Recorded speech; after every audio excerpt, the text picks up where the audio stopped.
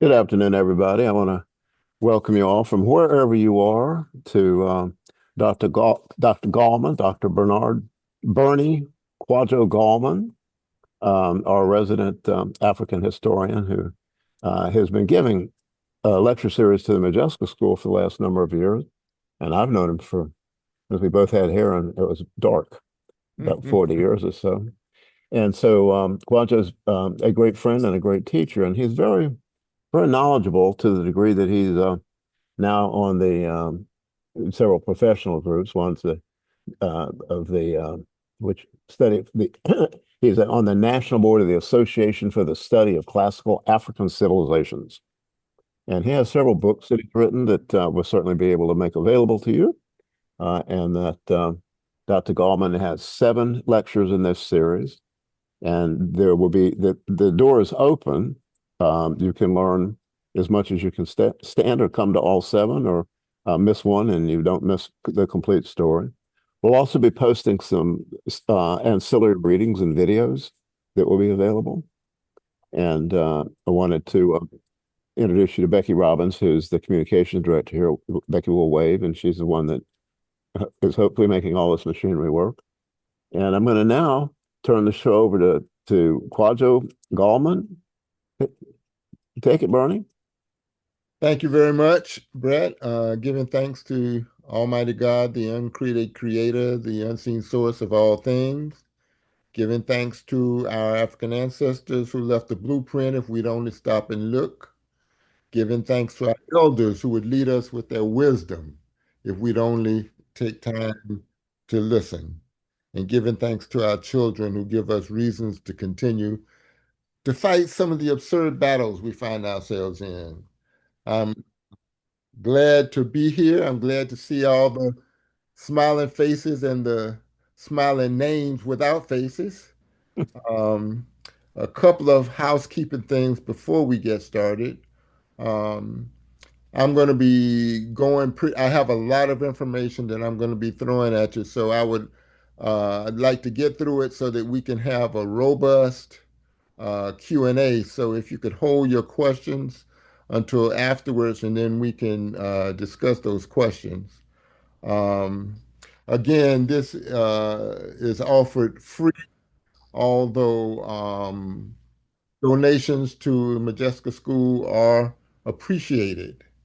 And I'd also like to plug the Modjeska School that has a session, I think, that starts usually in February, which gives a people's history of South Carolina, the history that you don't learn in school, the history that they don't want you to learn in school. Mhm. So that being said, let me share my screen and we can get started. Uh, Let me do this. And,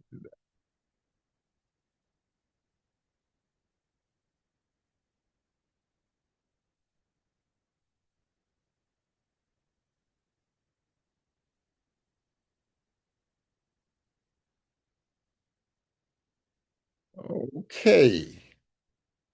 All right. The title of this presentation is They Be Lying. And if any of you have ever heard a presentation by Michael Harriot, who we'll be talking about later on, um, you know that that is one of his taglines to his history. And he very graciously allowed me to use this. And actually, I am presenting this as kind of an overview. And I'm actually working on a little book that will go into more detail about some of the things that I'll be presenting here today. Um, I am not a professional historian, but I've been fortunate to be taught, guided, influenced by some of the greatest historical minds noted, ever known. And as I mentioned, this is a snapshot, kind of like an hors d'oeuvre, and hopefully we can stimulate those of you who are interested to do more research to add to this. This information is what the thought police don't want us uh, to put out in the public. So uh, some of the images that you're going to see going to possibly be disturbing. So be prepared for that. I use the terms Black, African American, and Ausa interchangeably. Ausa is African from the United States of America. I spell the word Africa with a K in keeping with the languages of many African countries who don't have a C in their alphabet. And I frequently use the term non-Black to refer to people of European origin. Um, so let's do some framing questions. Is it your duty to know your history, whether it's good or bad? And should you accept someone else's interpretation of your history? Should you accept someone negotiating their history and deeming it unimportant? If you see inaccuracies in the relating of your history, do you correct it? Uh, should you care about what other folks say about your history?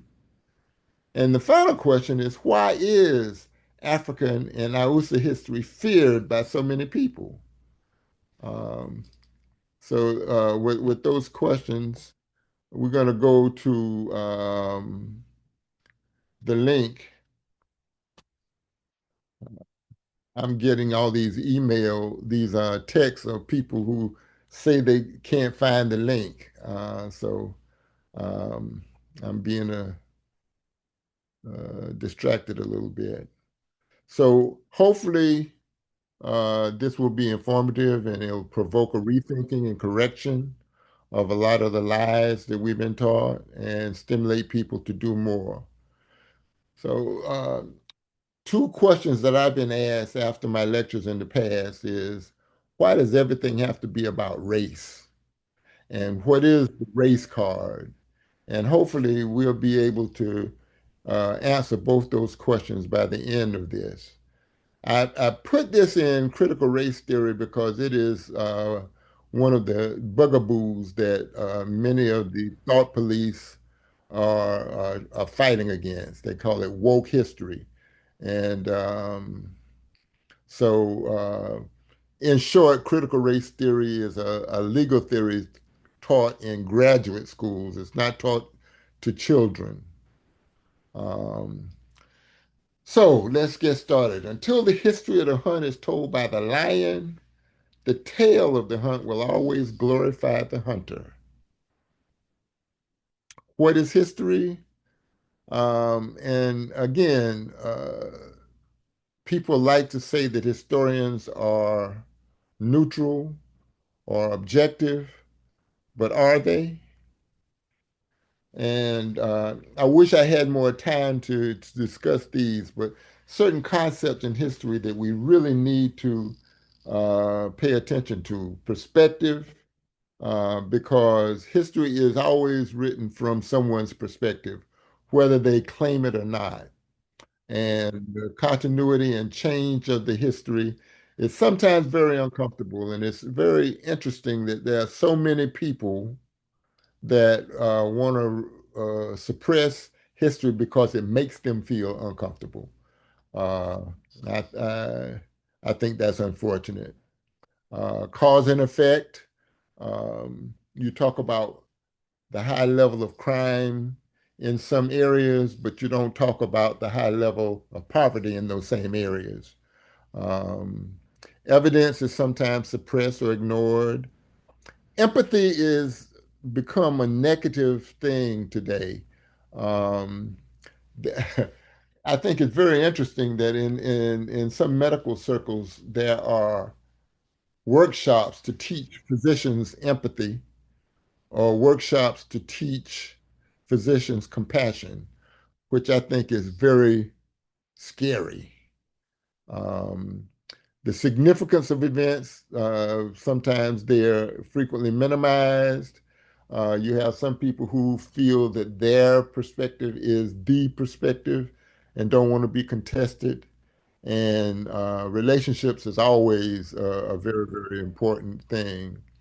Now, many of you are familiar with Dr. Greg Carr, who does his weekly in class with Carr on Saturday. I think this Saturday was the 331st consecutive Saturday that he has, and he talks about his conceptual categories in Africana studies, social structure, who are Black folk to other people, the governance structure, who are Black folk to each other, ways of knowing, what some of the social scientists call epistemology.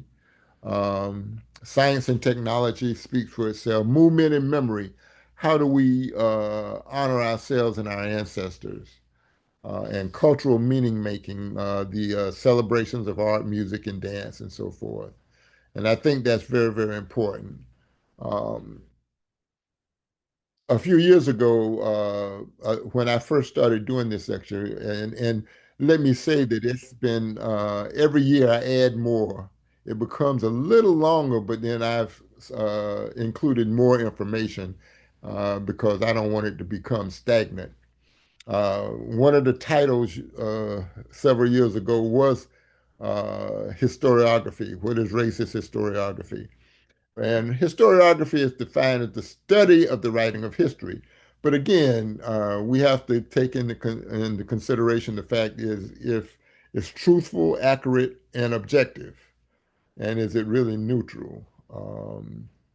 I like to quote this young woman, Dr. Felicia Watkins, who is a brilliant young woman on the faculty at Howard, and quote, the control by outsiders over the construction of a people's historical narrative inevitably shapes, influences, and defines what that people will do or fail to do in their own best interest. So if we allow someone else to tell us who we are and what we've done, that kind of points a finger toward what we can feel that we can do. Again, George Orwell says something that I think is very profound. Who controls the past controls the future, and who controls the present controls the past, which is on a political note is a reason for voting, so that we can control the present, so that the past can be revisited and corrected.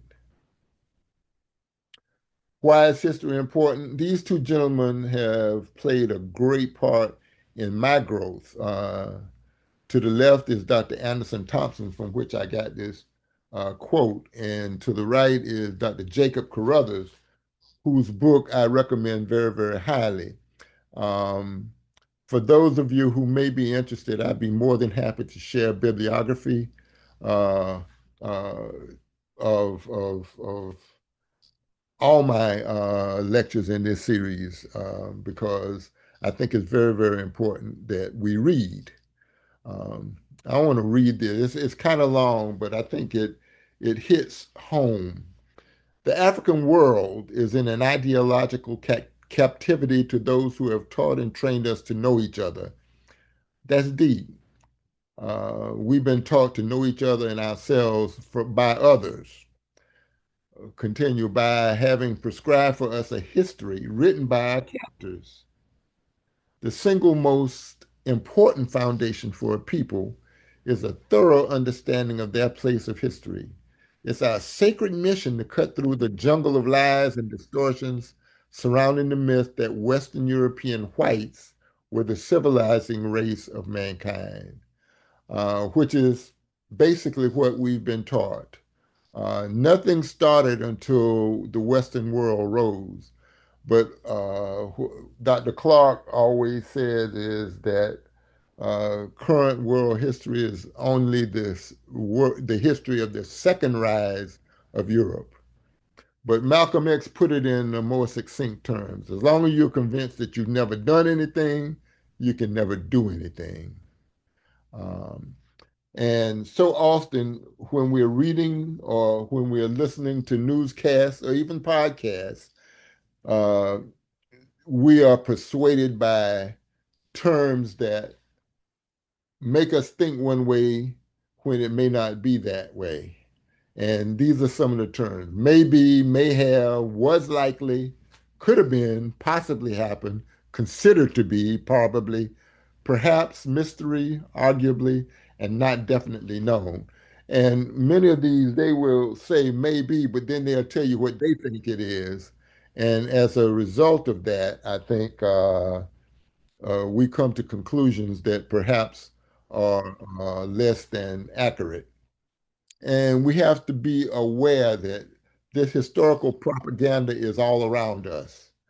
I'm often frustrated by channels like the History Channel, and I don't watch it anymore because I get real frustrated because they say things that are just either untrue or inaccurate.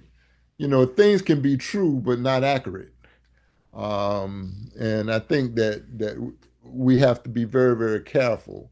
And they are very, very, very adept at innuendos. Native Americans are noble savages rather than complex organized societies. Um, and one of the things that we're hearing more today is that unless you're Americanized, you're not completely civilized. Um, then Egypt, which is going to be a major thing, and then, as a matter of fact, the next two lectures are going to be about Egypt. Um, and Egypt was, if not white, definitely not black, and that's their fallback. Because for years they said that the ancient Egyptians were white. After they found out about the grandeurs in the 18th century, then ancient Egyptians went from being black to white.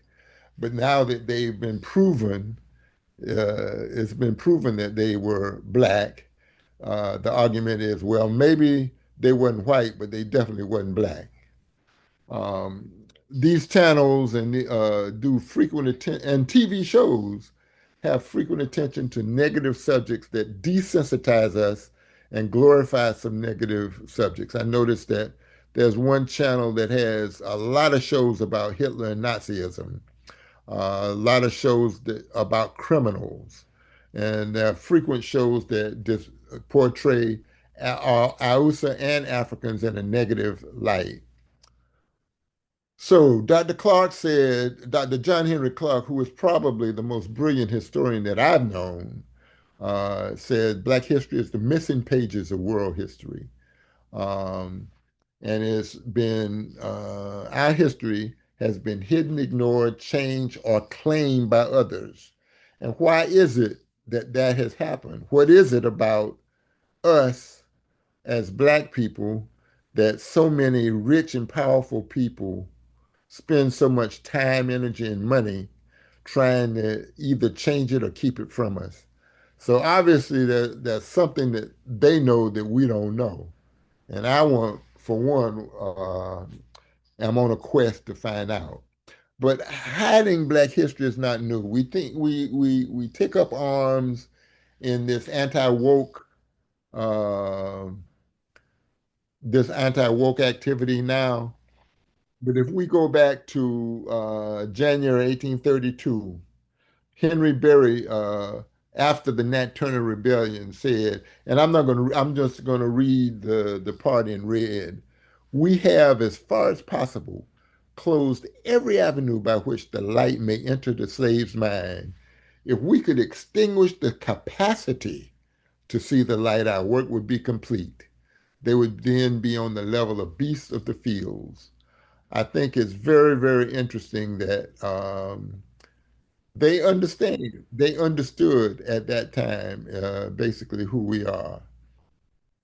George Graham Vest, who was a U.S. Senator from Missouri, who had also been a state senator in the Confederacy, in essence, says the history is written by the victors. So often that quote is attributed to Napoleon, and in fact, Napoleon may have been the first person to say it.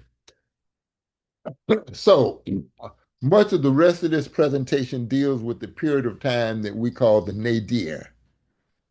And nadir is the mean a word that means the lowest point. Um, Howard University history professor Rayford Logan described the period from the end of Reconstruction in 1877 through the early 20th century as the nadir of race relations in America. And that was a time when almost all non-Black people were either consciously or unconsciously racist. And as a result, open racism pervaded every aspect of life in this country. I have this question as food for thought. Should we prepare for another nadir, or is it here? Now, what happened during the nadir? Uh, the one of the significant things relating to this discussion is that the American Historical Association was created. It was founded in 1884 during the nadir, and it was the first professional historical association in the United States. And we're going to come back to them time and time again because it's very, very interesting that they have played a major part. So one of the things that happened during the nadir was sundown towns, and these were towns in which Ausa had to leave town before the sun went down, literally. And in listening to Dr. Carr on radio this past week, I think it was Wednesday morning, there was a woman who was working in the Midwest, I want to say Indiana, and she related an experience she had just had where a policeman stopped her on her way to work, asking why was she there, and he gave her a warning ticket saying that she didn't belong there, and then they kept intimidating her for the next several days. And it was interesting because several other callers called in later from that area and related that particular town as a sundown town. So they still exist, and they existed all over the country, but especially in the South and the Midwest. Many still exist. And we had to be conscious and aware of these places because if you weren't, it could be deadly. It could be life ending. So that is one aspect of the race card. We had to be aware of that race card. Um, I read somewhere was said that sundown towns were formerly all some sundown towns were formerly all black towns that were taken over by whites. So some examples. Oregon was actually a sundown state. In 1844, all black folk were ordered to leave Oregon, and those who refused could be severely whipped every 6 months until they left. Women were given 3 years to leave, and men were given 2 years. Um, Forsyth County in northern Georgia was violently and notoriously racist. After two lynchings in the early 20th century, most black folk were forced to leave. Interestingly, in 1987, and some of you may remember this, a peaceful civil rights demonstration of about 75 people was violently attacked by more than 400 non-black people. And it's interesting because one of the people who were participating in that demonstration was Oprah Winfrey, and she spoke out on that. Ferguson, Missouri, where Michael Brown was murdered by the policeman Darren Wilson in 2014, was originally a sundown town. Other states with recognized sundown towns are listed here. Um, a good reference for that is a book by James Loewen, which is the title of which is Sundown Towns, A hidden dimension of American racism. These are some documented sundown towns in South Carolina that may not currently be sundown towns, but these are places that Black folk had to be out of town by uh, sundown.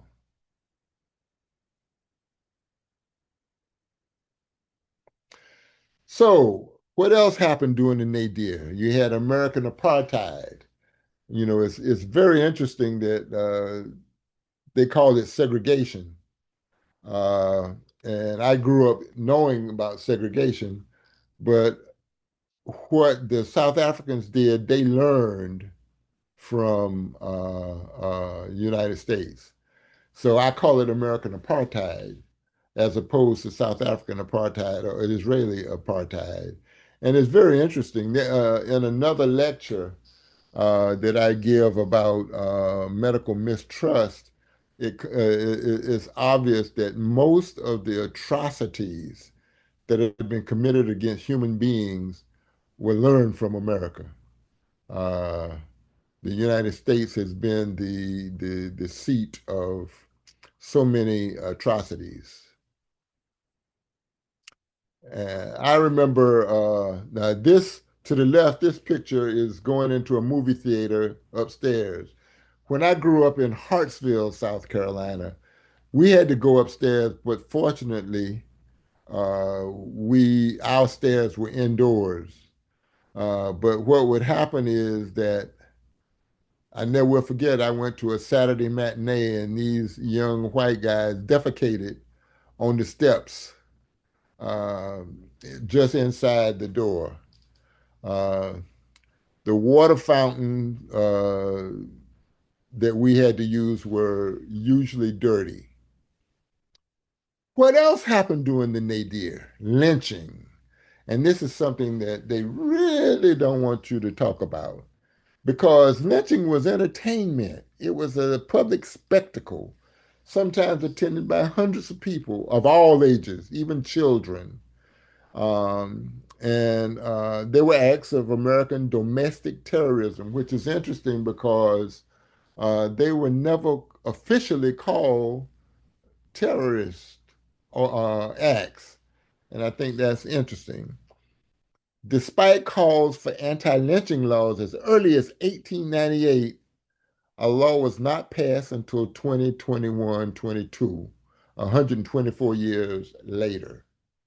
Um, Between 1877 and 1950, there were 4,084 documented lynchings in 12 southern states. 185 of those were in South Carolina, and the states with the most lynchings were Mississippi, Georgia, Louisiana, Arkansas, Alabama, Texas, and Florida. These figures are readily available from the Equal Justice Initiative. In fact, they publish uh, about 6 or 7 little books about what happened to Iowa people during that period of time.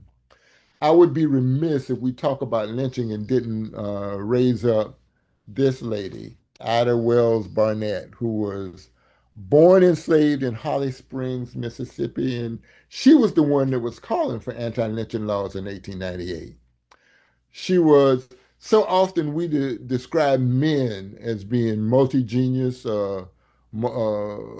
polyglots, accomplished, but she was equal to anyone and superior to many. She was a journalist, publisher, educator, newspaper editor, women's rights activist, and civil rights activist. She published pamphlets documenting lynching. Her story is very interesting. I don't have time to get into it, but her life was threatened many, many times. And to give, I think it's unfortunate that she doesn't get more recognition. And the people that she worked with, her contemporaries get a lot more attention than she does. Frederick Douglass, Mary McLeod Bethune, Marcus Garvey are people whose names we know readily. Mary Church Terrell is another woman who does not get her due. Monroe Trotter, we're going to talk a little bit about him a little later. Everyone knows about Du Bois, Madam C.J. Walker. Alonzo Herndon is someone we don't know much about but should. And J. Max Barber was a bad dude. He was from South Carolina, and he doesn't get the due that he should get. And I would challenge anyone to please look up J. Max Barber. He was a bad dude. Um, she wrote a pamphlet attacking the exclusion of Iusa from the 1893 Chicago World's Fair. We hear about Du Bois founding the Niagara Movement, but she was part of that. She helped found the National Association of Colored Women, but she lost the election for the first presidency to Mary McLeod Bethune. She was a co-founder of the NAACP, and she founded the Alpha Suffrage Club in Chicago, organizing women to elect candidates who would best serve our community. Lynching. These are just some images. And I'm always struck by not only the number of people, but by the ages and the expressions on their face. And it's interesting that some of these people may still be alive. If not, some of these children. And so often we hear about men being lynched, but they lynch women also. The story of Mary Turner gives you an idea of how claims of civilized behavior uh, by some of these non-black people is BS. Mary Turner was complained that they had lynched her husband, and because she complained, they came and they lynched her, hung her upside down. She was pregnant. They cut out her baby, and as it fell to the ground, some civilized person stomped the baby. Mary Turner, look it up, happened in Georgia. So this is one of the things that surprises a lot of people when we talk about this. Um, we talk about race riots or massacres, and so often when you hear the term race riots, people think about the urban rebellions of the 1960s. But and there has been a new knowledge of what happened in Tulsa, Oklahoma, due to the 100th anniversary in 2021. That was called Black Wall Street. Most black folk, to my knowledge, knew about that, but it was not studied, and I dare say that most non-black people were not aware of what had happened. But I think that what I want to show you is that Tulsa was the tip of the iceberg. Um, Now, they call it a riot. A riot is a disturbance of public peace by three or more people acting together. And indeed, there was a riot. But a massacre is killing a number of helpless or unresisting people. So I'm going to call it a massacre. But let's talk about Tulsa first. The Black Wall Street population in Tulsa grew from more than 10,000 in 1910 to 100,000 10 years later. Um, During that massacre, more than 300 people were reported killed and 800 injured. And I'm sure that those figures were reduced.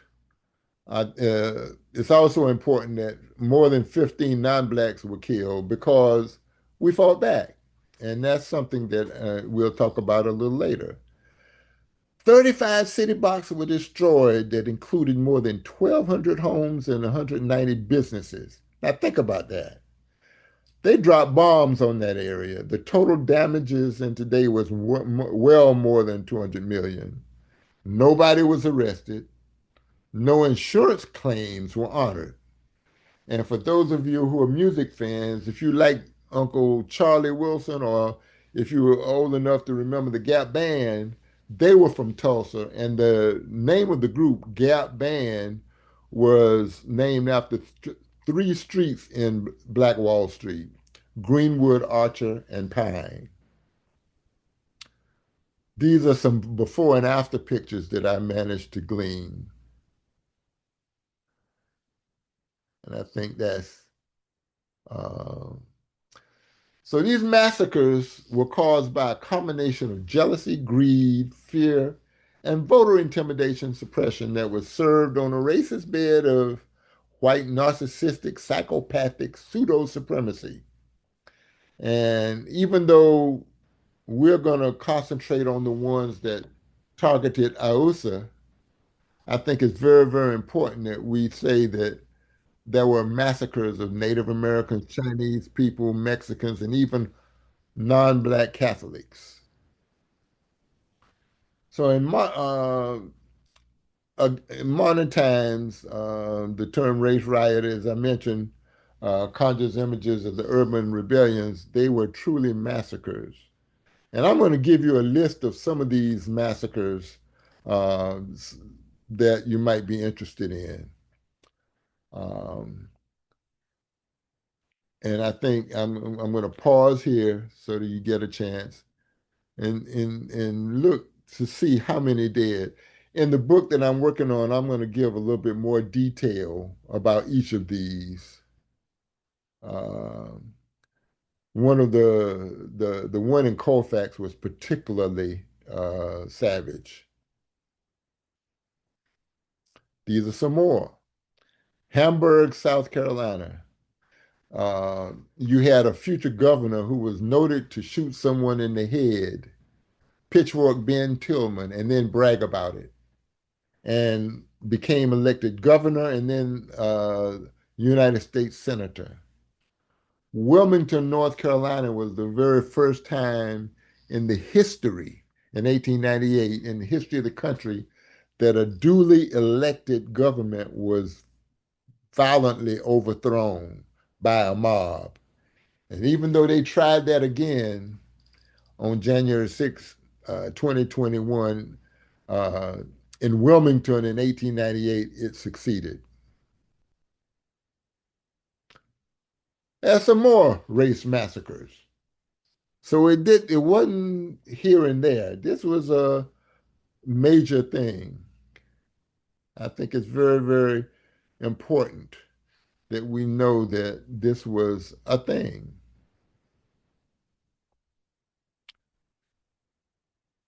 And we have some in recent times. The year 1919 was so savage, with so many lynchings and race massacres, that James Weldon Johnson named it I'm the bloody summer, and I think it's very, very important. Now, notes. In most of these, I would default back. Were not docile. This is not reported by mainstream historians. And again, 1919 was so horrendous, it was called Red Summer, and coined by James Weldon Johnson. The death rates were probably underreported, and the displacement and loss of property underreported and incalculable. Tulsa was the first time that bombs were dropped on American citizens. The other time was when a black mayor in Philadelphia authorized bombing of the MOVE organization in 1985. When I was in medical school in Philadelphia, I lived several blocks from the MOVE, and they were sometimes could be nuisances because of some of the things that they did, but they didn't deserve to be bombed out and the children killed. And actually, people on in that whole block were burned out. All these atrocities had several things in common, including blaming the victim. Historians and journalists actually taught that the Wilmington massacre was caused by violent black folk. What else happened under the nadir? Black towns were flooded. and I think it's very, very interesting that it's hard to find this information.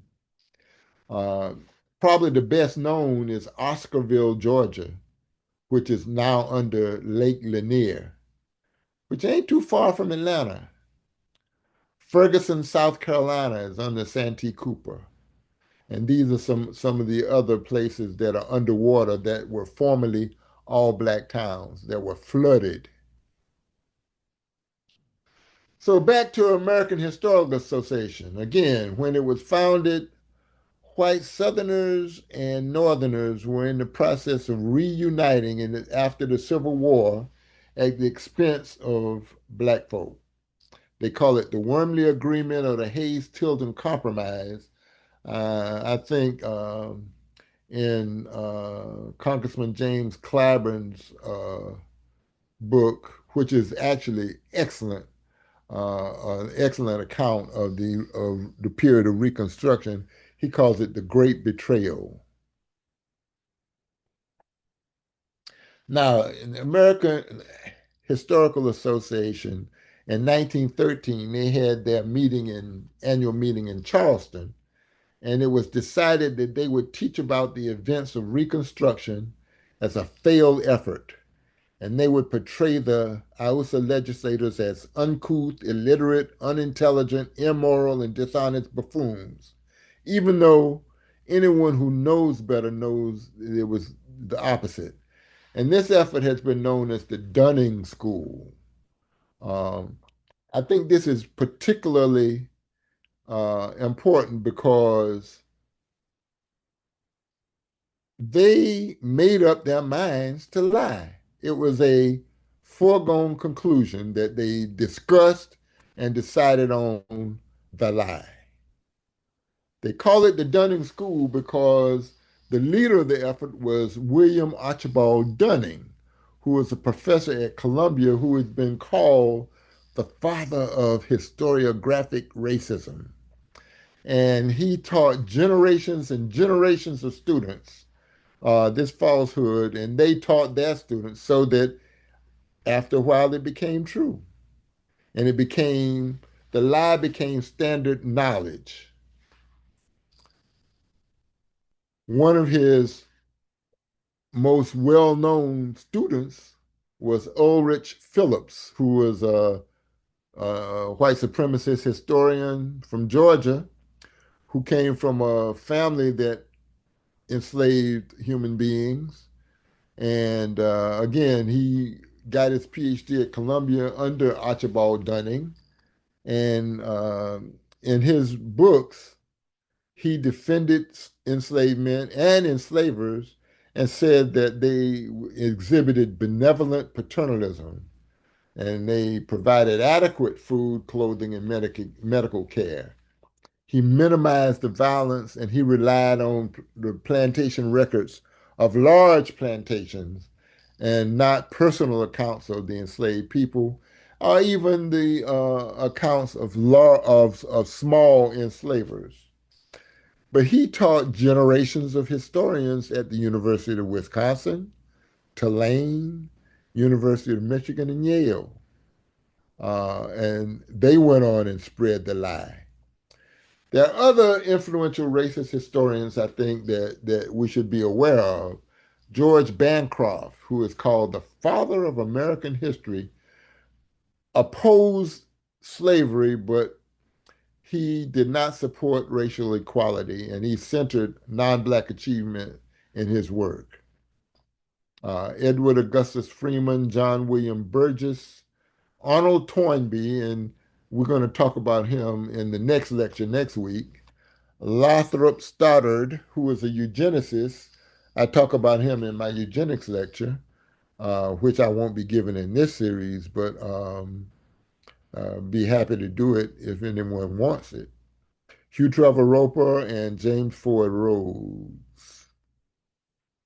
Now, they were opposed, one of that, by W.B. Du Bois, who directly attacked Phillips in his three of his books, Black Reconstruction in America, The Suppression of the African Slave Trade, and the Negro Church. He directly attacked Phillips and point by point. Another person was Carter G. Woodson, who opposed Phillips in several ways. He founded the Association for the Study of Negro Life and History, which is now the Association for the Study of African American Life and History, to challenge white monopoly over history in general. He published textbooks such as The Negro in Our History, among others. He validated the narratives of formerly enslaved people. He created alternate media platforms such as the Journal of Negro History, which actually is brilliant. You know, they used to have the Journal of Negro History at University of South Carolina, and I would go down there and photocopy articles from there because anything you wanted to learn about enslavement or uh, Reconstruction or the period right after Reconstruction, the people who were writing in that journal were close to that. So they had a better, well, I won't say better, they had a more realistic and probably more accurate viewpoint. Uh, I went down looking for it, and I was told that the University of South Carolina gave those books away. It's unfortunate. But hopefully they've been digitized so that they may be available. He also weaponized grassroots Black education by creating Negro History Week, which we now celebrate as Black History Month. And he published the Negro History Bulletin. The thing about him, he and Du Bois were kind of rivals. Du Bois actually, especially early in his career, uh, was used to go to elevate the what he called the talented tenth, the educated people, whereas Carter G. Woodson was a person who really wanted every Black person to be able to know their history. One of Woodson's best students was A. Taylor, Altrutheus Ambush Taylor, who actually wrote a lot of books challenging the Dunning School. I have a couple of those books, and this is one of them. And I'm not going to read this, but this was a direct attack on the Dunning School. Um, the Dunning School, again, still exists today and is the true feel good history. Now, and I say that because back in the 1990s, early 2000s, uh, there was a field of study that we call African centered thought. And there was a vicious attack against African centeredness. And some of these folk called it feel good history. But what we found out as we study more is that because of the obvious lies and that have been told about our history, that the history that they taught was the true feel-good history. And the falsehoods were accepted as truth by most non-blacks and some Hausa. Booker T. Washington and historian George Washington Williams may have accepted some of that BS. Joseph Goebbels said, repeat a lie often enough and it becomes the truth. And he was the chief propagandist for the Nazi Party. But I think it's important that we also recognize that it wasn't just Du Bois and Woodson and Taylor who responded. They were attacked and countered by Dr. Mary McLeod Bethune, and this list of people: Anna Julia Cooper, Ida Wells Barnett, William Monroe Trotter, John Hope Franklin, and Monroe Work. I want to raise up out of that group Monroe Work because Monroe Work, who was a follower of Booker T. Washington. He worked at Tuskegee, put together what he called the Negro Bulletin, Negro Almanac. And that Negro Almanac was a significant work in which he was able to uh, count the number of black doctors in the country and how many states had doctors. And again, I think that's digitized, and that's for anyone who's doing research, that is a tremendous reference. Because though these folk were writing, and mainstream publishers refused to publish the rebuttals. So because of that, Woodson created his own publishing company. So the Journal of Negro History Bulletin were published by the Associated Publishers, which was Carter G. Woodson's publishing company. And he also, again, he founded the Association for the Study of Negro Life and History, which is still thriving. A lie has many variations, the truth none. Whenever I see that quote, I think about my brother Joe Benton, my Akaru, who used to say, our brain is not wired to remember lies. We can remember truth, but we can't remember lies, which is why so many people get caught up in it. Now, in 1919, the Sons of Confederate Veterans adopted a document by Miss Mildred Rutherford of Athens, Georgia, who was the Historian General of the United Daughters of the Confederacy, that was entitled A Measuring Rod for Textbooks. And what she did was that book tested textbooks to see if they were, quote, unjust to the South.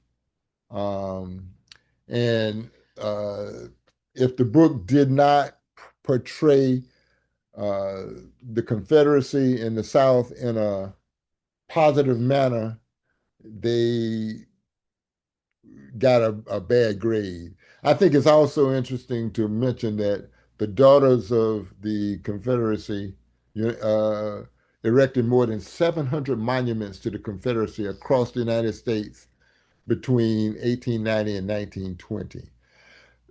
And this is reminiscent of the rabid cry against so-called woke and critical race theory. And I think that we got to keep that in some context. The measuring rod for textbooks has several points. They said that the U.S. Constitution of 1787 was a compact between sovereign states and was not perpetual. This was their way of saying that states had more power than the government, and that secession was not rebellion. The North was responsible for the Civil War, and that enslaved Africans were not mistreated. Coercion was not constitutional. Um, Andersonville was a prison, and uh, they tried to claim the atrocities committed at that Andersonville prison they tried to blame it on the federal government. Um, they were saying that the South desired peace and made every effort to obtain it, even though everybody knows about Fort Sumter. It's one of those things that you're gonna believe me or you're gonna believe your lying eyes. Uh, um, this is a picture of the South Carolina history book that I learned when I was in elementary school, the New Sims History, which was written by Mary Sims Oliphant, who was a student of the woman who wrote the measuring rod for textbooks. I'm not going to go into any of these quoting, but then this textbook taught that let me just read this one point. Most of the Negroes were ignorant, and some of them were almost savages. Um, And they say, faced with these terrible conditions, South Carolinians banded together and formed the Ku Klux Klan. Uh, it's interesting. So we're going to deal with some very quickly with some misleading topics, and these are just randomly picked by me, and certainly don't represent all the misleading topics. But we could talk about Kemet, and I'm not going to dwell on this because, again, the next two lectures are going to be on Kemet. Um, but then the fact that they were white, and these lies have been debunked and exposed by giants of chematology rather than Egyptology. Egyptology was a racist, is a racist discipline, and Dr. Shekanta Joke and Dr. Yosef Ben Yakinen. And again, we're going to go into more detail a little later. Misleading topic number two. Slavery saved Africans from savagery and barbarism in Africa. And I'm going to go into this in detail with, I think, the fourth lecture on West Africa. According to the diaries of the first Europeans and the Muslims, they encountered advanced civilizations, and Africa had complex systems of government. The problem is that most of the accounts were written by Muslim writers, Muslim historians, and we know how these folk feel about Muslims, and it's unfortunate.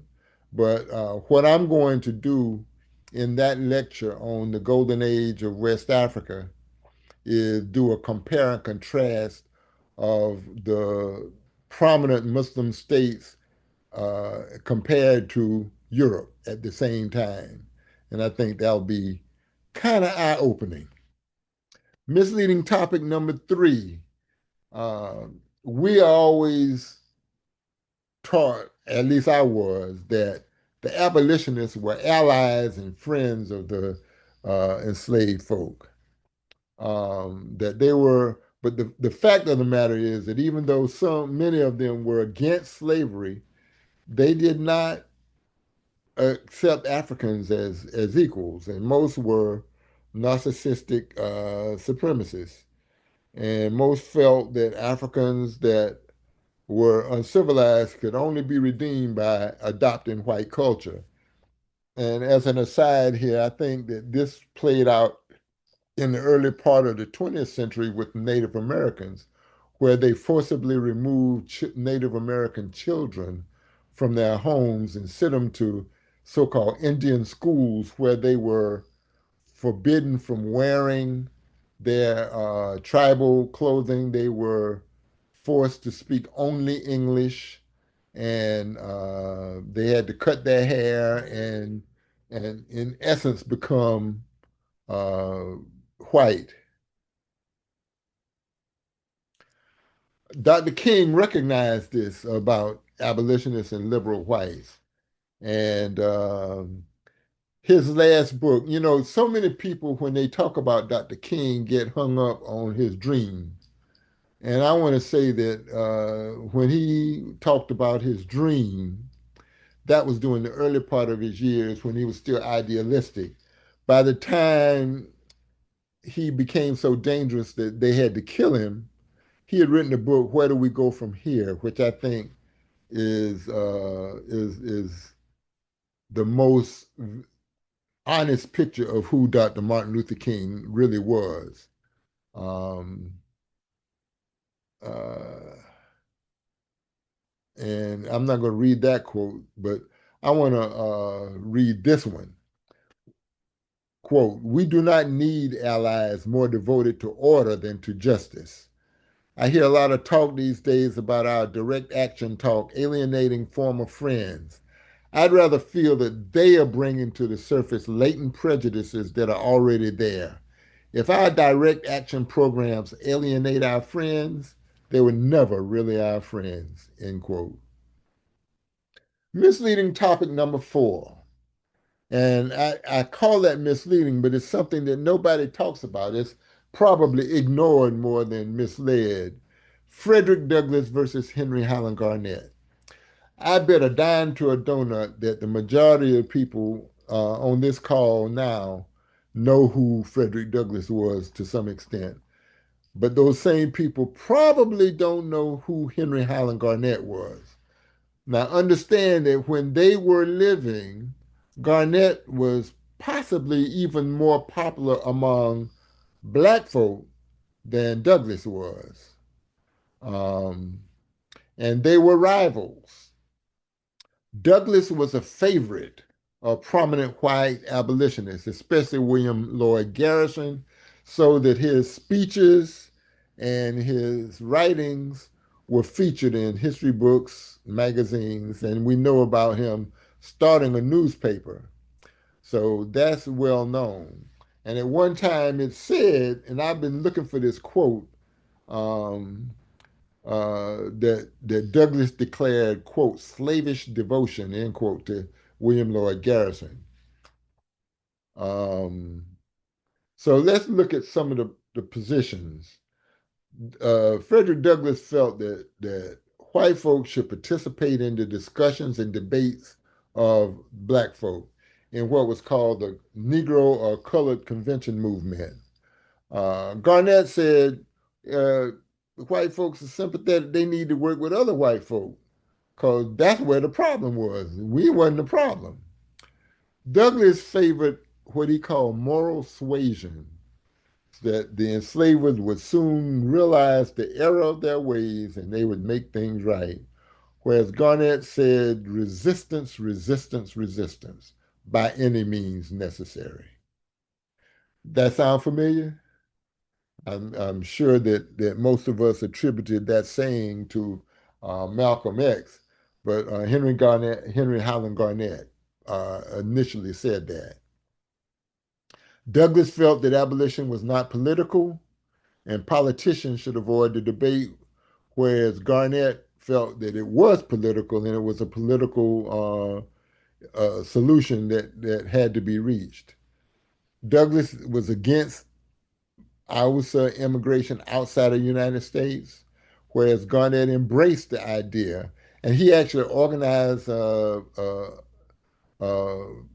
organization called the African Civilization Society. What is interesting is all of those positions that they disagreed on, Douglass later embraced, and he appropriated it and was given credit for coming up with some of those positions. And we're led to believe that he always felt that way.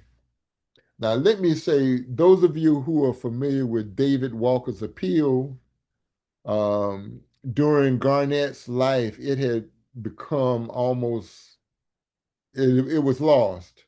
And Garnett rescued and republished the book. So the reason that we can still go to Amazon and buy David Walker's appeal, which is uh, an awesome book. That's it scared enslavers so much that they banned the book, and they offer a bounty for Walker's life, um, which I think uh, worked because he died mysteriously.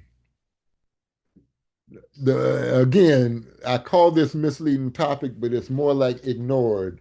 Martin Robertson Delaney, who was one of my personal heroes, who was also he was a well-respected physician, author, journalist, soldier, politician, novelist, and ethnologist. He's considered to be the father of Black nationalism, and he also was more popular than Frederick Douglass among Black folk. He had been ignored by most mainstream politicians. Uh, Lincoln, he blew Lincoln's mind. He called him this most extraordinary, intelligent black man.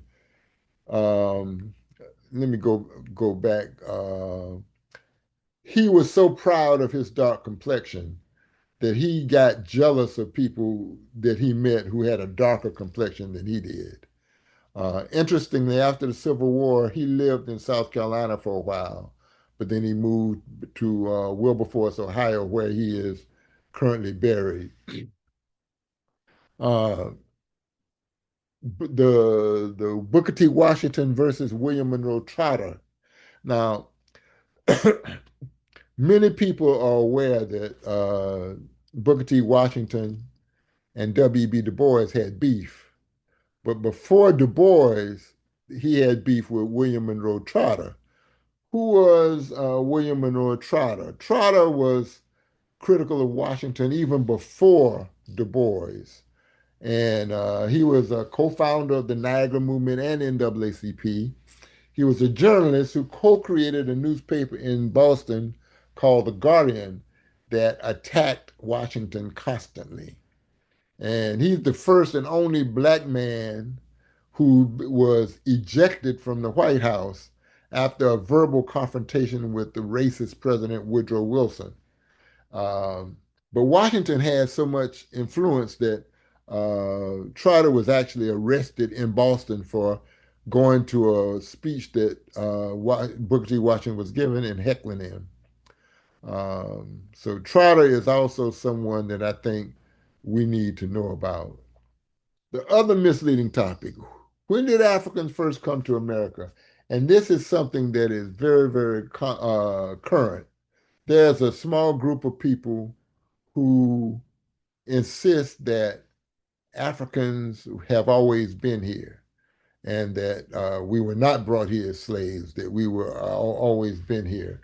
I think that that is probably, I think that there have been Africans here, but I think that those people who are making that argument are overestimating the number because I am convinced that, and I've been convinced by my studies, that the majority of Africans in this country now are here because of the so-called Atlantic slave trade. But the first Africans of which we have evidence arrived in North America about 800 BCE in Mexico. And that's more than 2,000 years before Columbus got lost and stumbled into Hispaniola. Understanding that Columbus never set foot on the mainland. Now, the first enslaved Africans that we have evidence of were brought uh, to what's now South Carolina near Georgetown by the Spanish in 1526. Not 1619. 1619 is when the Portuguese brought enslaved Africans to the British, but the Spanish were here in 1526. And interestingly enough, this is the first known slave revolt. Um, Other misleading topics that are ignored are black inventors and black scientists. I'm not going to go over these, and actually, the list goes on of the things that black folk invented.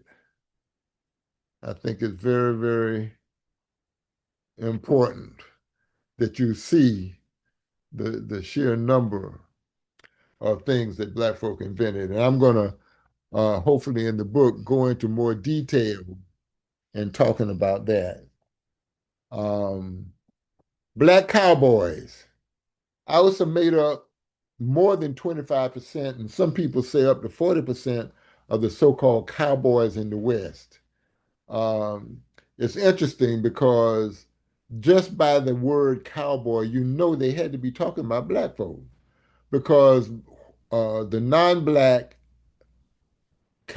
were called cowhands, uh, and we know about the relationship of the word boy there. Even though popular westerns on TV and film rarely portrayed them, and actually there were cowboys that were black that were portrayed by white actors. In fact, in one movie, and I forget which movie it was, John Wayne portrayed a character who was that was based on a black cowboy. I'm sure that he didn't know it, or if he found out after he died, he's not only rolling over in his grave, he's probably doing spins. But there are two documentaries that are streaming that you can get now that explore this topic. The first is High Horse, the Black Cowboy, which is a fascinating, it's the most recent. And one of the researchers and producers was Michael Harriot, who is a native of Hartsville, South Carolina, uh, who wrote a best-selling book that I'm going to show you a little later. And the other documentary was America's Hidden Stories, The Black Wild West. The third thing listed is not a documentary, but it's a series based on the life of Bass Reeves. Obviously, there are a lot of liberties taken with this. It's an eight-part series, and Bass Reeves was the character that we now call the Lone Ranger.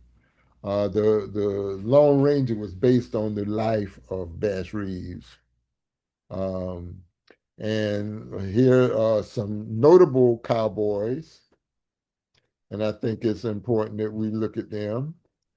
And there were also women in the American West that we also need to recognize. Mary Fields, a stagecoach Mary, and Biddy Mason are the probably the ones that stand out. I'm Dr. Gallman, you wanted your 20-minute warning for your time. okay. Misleading topic number 10. Um, and I'm gonna not talk about this too much. Civil rights versus Black Power. Everything that happened back then is lumped into the civil rights movement. Now, I don't think the Black Power movement is given enough credit. Uh, we don't want to conflate the two. Um, Malcolm X called the movement human rights movements, and my brother Baba Derek Jackson clarified that human rights was the principle while civil rights and Black Power were tactics, and these were strategies. Excuse me. And interesting, the Urban Dictionary defines these movements differently. The civil rights movement is defined as a movement during the 1950s and 1960s that involved the pursuance of equal treatment, blah, blah, blah, blah, blah, where he ridiculed the Black Power movement as a call for separatism, which is no different in result to white power, which is total BS. But I think we need to, again, who writes the Urban Dictionary? Even though urban suggests black, it was written by a non-black California Polytechnic State University computer science major named Aaron Peckham in 1999. Um, it was written as a parody, but it has more than 65 million visitors monthly. Civil rights organization, NAACP, SCLC, and early SNCC. Black Power movement divided into two, the revolutionary nationalists and the cultural nationalists. Revolutionary nationalists, the Republic of New Africa and the Black Panther Party. Cultural nationalists, US organization, ASCAC, NABSW, and some people would say the Association of Black Psychologists also. SNCC actually became a revolutionary nationalist organization. And the Republic of New Africa kind of has a cultural nationalistic bent to it. Um, Misleading topic, Abraham Lincoln, he gives too much credit as being the great emancipator. He was a racist. Other topics that are ignored, uh, we're often led to believe that the colonists in Africa could not be defeated, but they were kicking the European colonists' butt until they brought in the Maxim gun and the Gatling gun, where they could kill people at a distance, multiple people at a distance. When it was hand to hand and strategy only, the Africans were kicking their butts. The other ignored topic is Africans sold Africans into slavery. That I'm not going to get into that because that is again a topic that's very, very frequently stated, but it's not as simple as it would seem. I'll be glad in the QA. I'll be glad to answer whatever questions. We don't talk enough about the Maroons, but I'm going to talk about them in the sixth lecture, I think it is. Who actually discovered America? We talk about the resistance, and that's going to be one of my lectures here.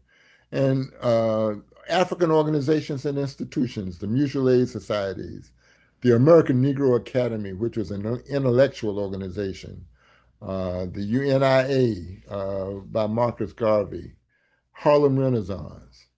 So hopefully I've given enough information that everyone can find out why everything to Black folk is about race.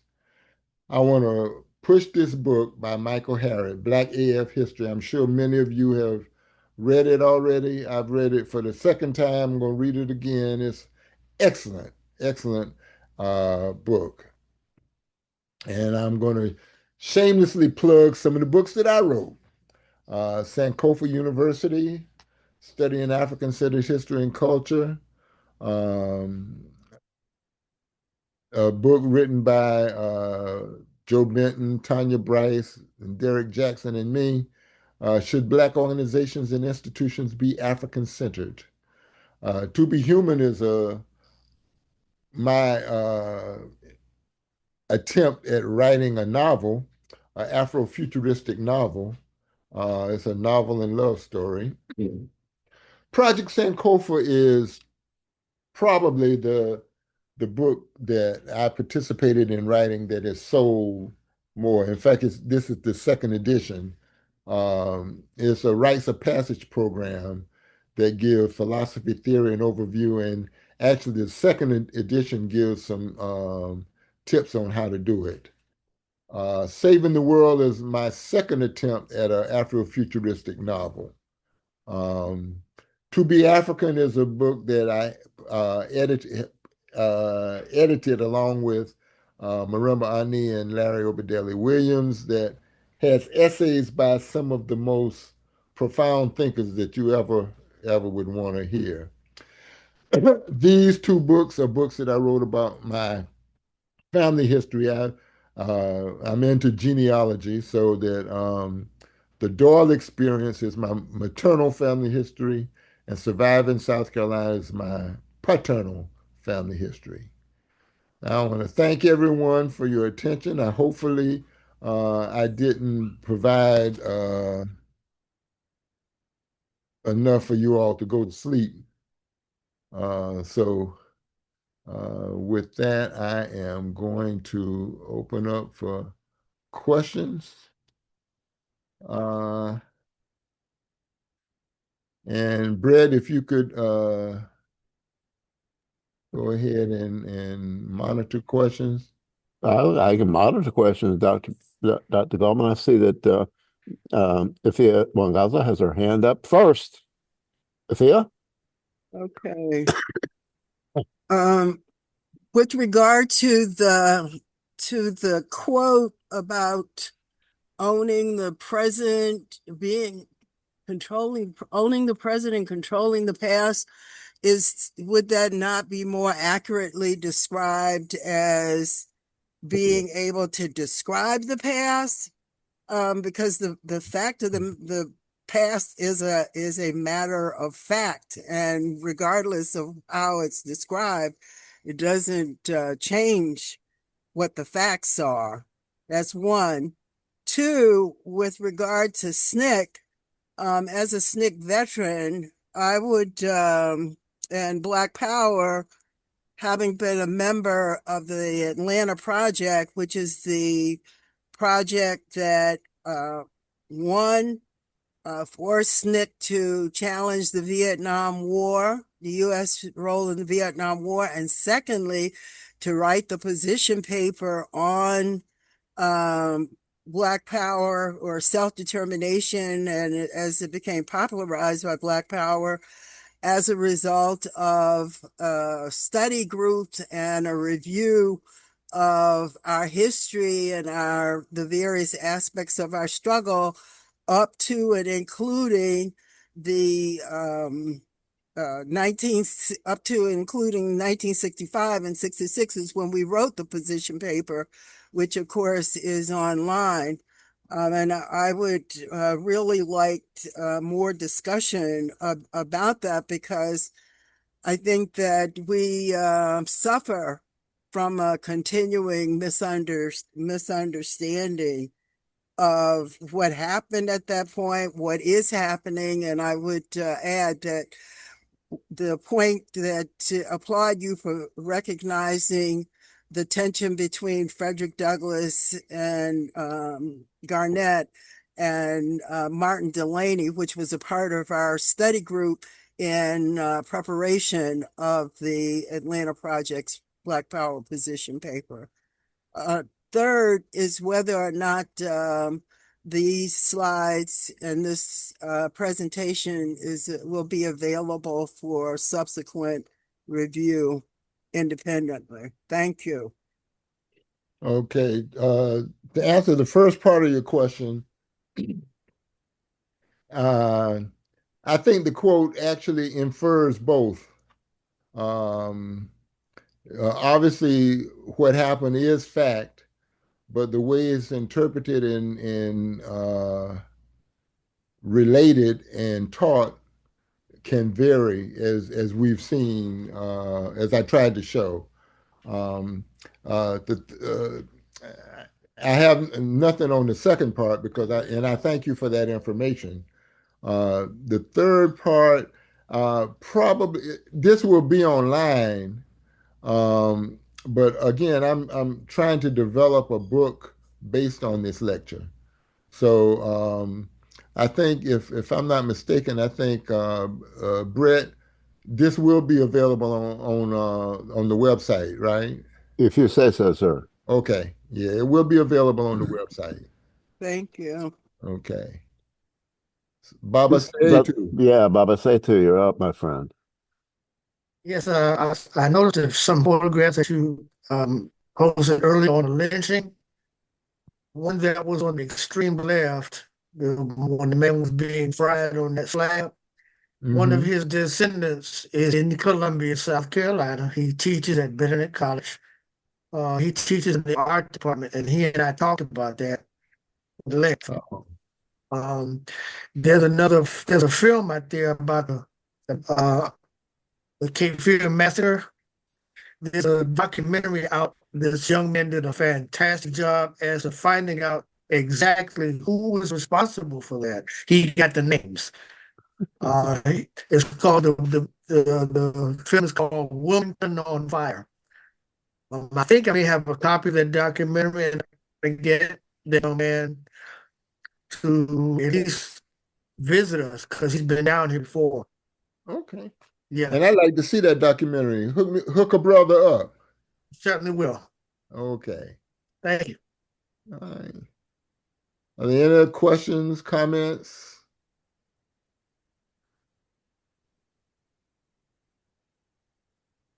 The next lecture is going to be on Kemet, and the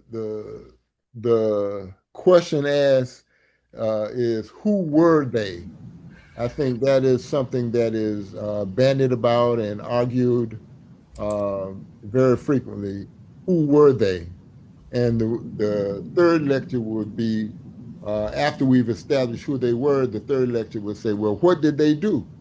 What have they contributed to the world? The fourth lecture will deal with the African origin of medical science. I think I am, as a physician, that is something that I've been very, very much concerned with. The fifth lecture will be on the golden age of West Africa.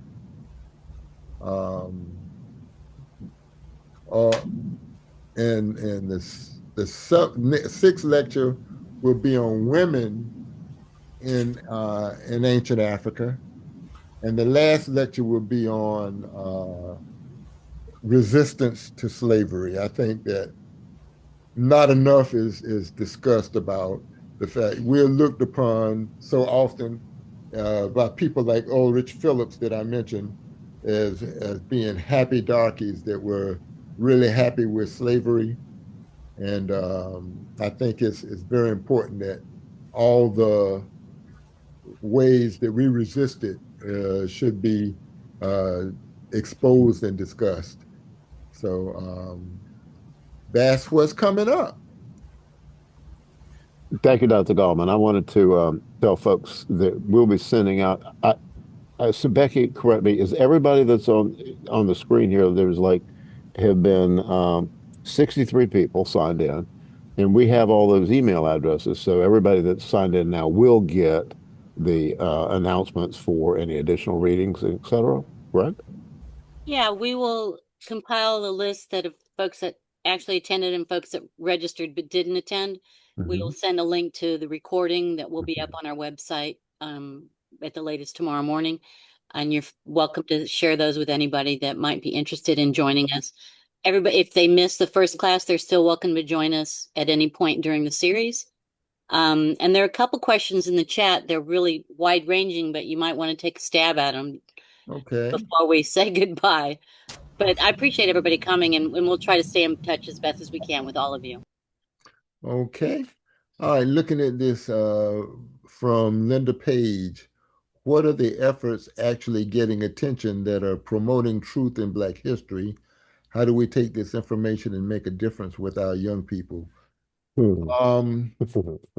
The efforts that I'm aware of have to do mostly with organizations. Because The Carter Woodson organization, the Association for the Study of African American Life and History, is doing an excellent job in doing that. And I would think that you might be interested in joining that organization. For me, at least, in my opinion, the organization that probably is doing more than anything is the organization with which I'm affiliated with, and that's the Association for the Study of Classical African Civilizations. And I recommend that very, very highly. Um, Membership is extremely inexpensive. It's a international organization. We recently had a two-part conference. We had an in-person conference in Washington, D.C., and a few weeks later, we had a conference online because we had speakers from all over the world, literally from Senegal, from Nigeria, from London, from Brazil, um, who spoke on various aspects relating to the African world, not the least of which from America. I actually gave a presentation on Black education in a history of Black education in South Carolina, which I'm still working on. I think that is something that literally blows my mind. Um, and hopefully, there are a lot of books. Again, I'd be more than happy to share. In my book, Sankofa University, there is a list. One chapter actually is just a bibliography of books and papers. Um, Now, because that's a few years old, I've compiled even more. But if you, I have compiled a list of books that I say that I think ought to be the first ones you read, the first group of books that anyone studies, and I'd be more than happy to send that to you um, if you like. So if you can give me that information, your information, I'd be glad to send it to you if you want. Hopefully that that's answers your question. Dr. Gallman, Becky, his bibliography that he's referring to was attached to the outgoing email. Well, there's a more extensive You one. got a more extensive one. Okay. And if people just respond to something coming from us, we'll make sure it gets answered and that Dr. Gallman gets it. And I'm Okay. sure that Dr. Gallman overlooked mentioning the Modjeska Simkins School for Human Rights as being an entity that certainly struggles to clarify true history right here in South Carolina. That's because he's so close to it. and that it's online on modjeskaschool.com and goes back 11 years as we're learning and adding to it. And it's a free access and also includes some of Dr. Gallman's earlier lectures. Okay. I see another question. What part of African history is most important to introduce students to in high school? I think ancient Kemetic history is, one of the things that my teacher, one of my teachers, Dr. Asa Hilliard, said is we should always put things on a timeline. And first things first, so that for that matter, for someone in high school, I would start with ancient Egypt and move from ancient Egypt to the kingdoms of East Africa and West Africa and Southern Africa. And then I would talk about the Moors, and then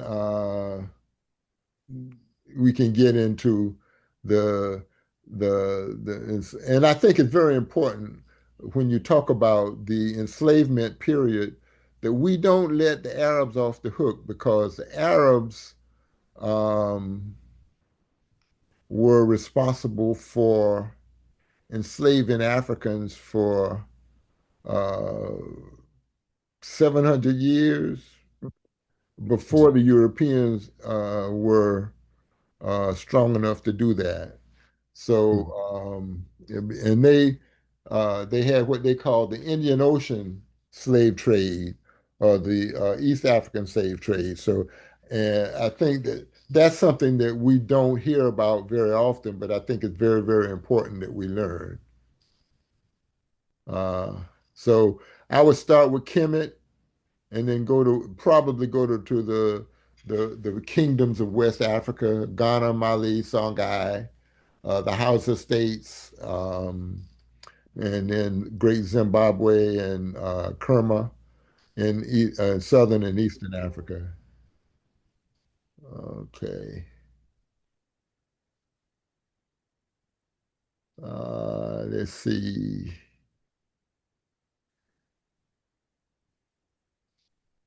Well, was I involved in the 1993-98 South Carolina African American Heritage? Yes, I was involved in that in the 1993-98 South Carolina African American Heritage Commission. The problem is that my contributions were ignored. I felt, for those of you old enough to remember this reference, I felt kind of like Khrushchev at the UN when he took off his shoe and was bamming it on the desk, because everybody was very courteous, but they ain't paying no attention to me. I was like a voice crying in the wilderness. That was before the race theory was critical, Dr. Gallman. Okay. Any other questions? I see some discussions on the Goodwill plantation. As a matter of fact, believe it or not, okay, it's in the process of being purchased by the state of South Carolina. If my daughter's still on here, um, that's something that she's been trying to do for a while. What's that? Uh, Find a buyer for the Goodwill plantation, a private buyer. It's being purchased by the government. It is? Okay. All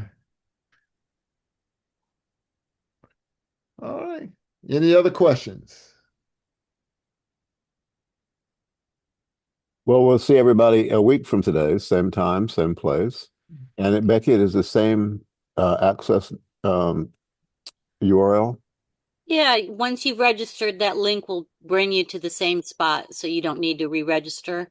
And be sure to share it with anybody you think might be interested in stopping by. And I really appreciate everybody's time. And Dr. Gallman, thank you so much.